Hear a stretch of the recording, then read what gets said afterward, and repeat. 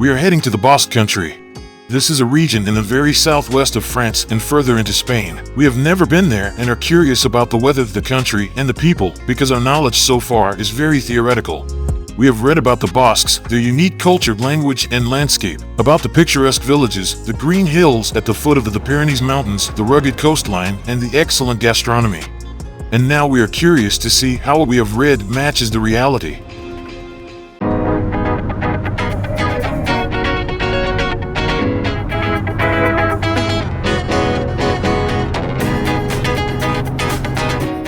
As base camp, we have chosen a campsite in Bidar, right by the shore of the Atlantic Ocean. Biarritz is located right next to Bidar, and depending on the route chosen, it takes 10 to 15 minutes to reach the city center by car. After the European aristocracy discovered the fishing village as a vacation resort in the 19th century, it developed into an elegant seaside resort. As so often in France, the covered market is the preferred place for fresh food from the region or some interesting stuff for the closet. A touch of glamour has been preserved until today. The sea, the old architecture on the waterfront, and numerous other sites make a fine setting for photo shooting.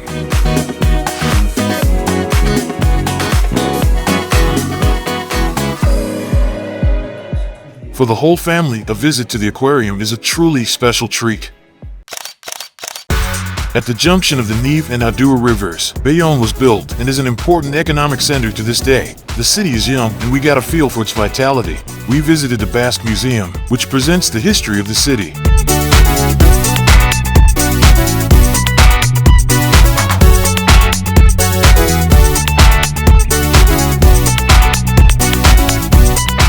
In Bayonne Seaport, the replica of the frigate L'Hermione is in dry dock. She is the reconstruction of the ship of the same name that intervened in the American War of Independence. After 7 years of preparation, construction began in 1997, and she set sail in 2014, crossing the Atlantic several times until damage to a plank was noticed in May 2021. It was a slow-growing fungus attacking the wooden structure, which needed to be replaced here in dry dock. Most impressive.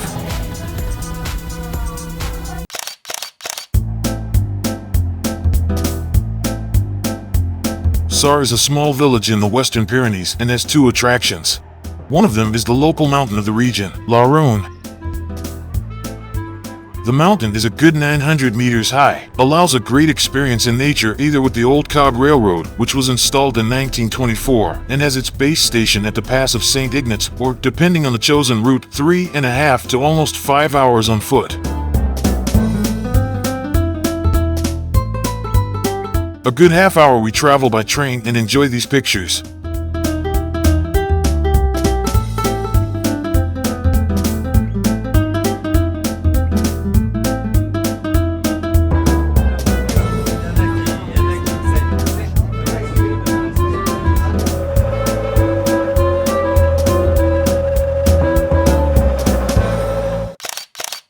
Right on the border with Spain, the charming seaside resort of Hendaye offers a harmonious seaside promenade with numerous neo-Basque villas from the early 20th century with the former casino, built in neo-Moorish style. Even more extraordinary than the casino is the Chateau Abadia. This extraordinary neo-Gothic style chateau was built by Antoine d'Abbadie in 1864. He was an eccentric explorer and geographer with a passion for other cultures and astrology.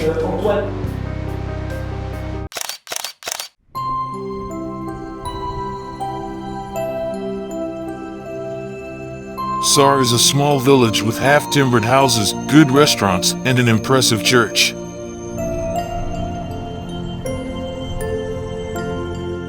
And then, a bit outside, there is a huge prehistoric stalactite cave, a part of which can be visited.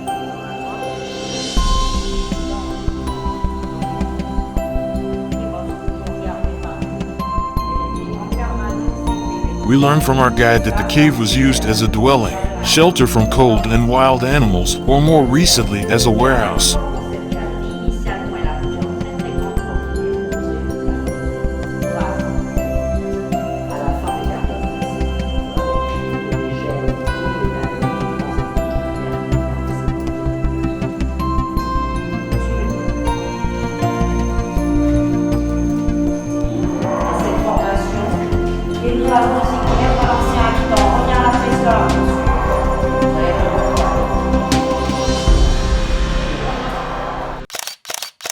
During our visit to San Sebastian, we experienced several personal debuts. For the first time in Spain, in a completely unknown city and in an area whose local language we do not know. By the assistance of the tourist office, we get an overview where it is probably interesting for our first visit and how we can avoid the streams of tourists. The city map is acceptable and we find our way around quite well. Between the Bay La Concha and the mouth of the River Urumia, we find this bar where we eat our first tapas and pinchos. This is really something fine for in between.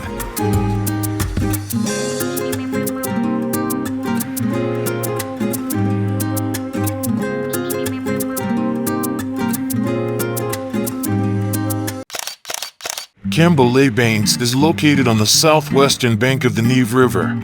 It is a spa town with a fascinating connection for us to the land of the Dordogne, to Bergerac.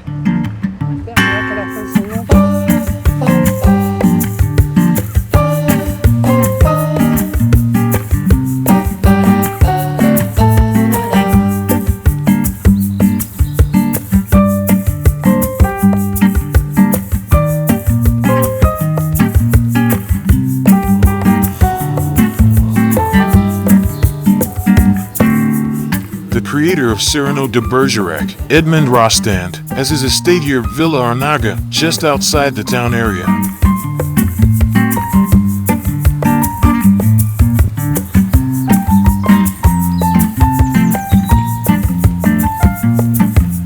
"19 rooms can be visited today and show the bourgeois life at the beginning of the 20th century, which actually took place light years away from the normal life of the population.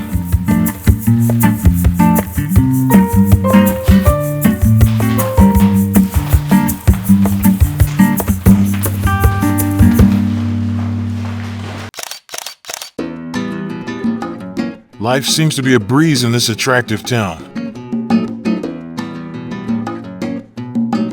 Seaside villas built by wealthy ship owners in the golden age of whaling and cod fishing stand next to typical Basque-style houses with painted half-timbering. We stroll through the pedestrian zone, down Rue Gambetta, for some window shopping, and we were lucky enough to be able to be present on one day at the local festival, which is celebrated in this way or in a similar form in some of the larger cities in the entire Basque Country.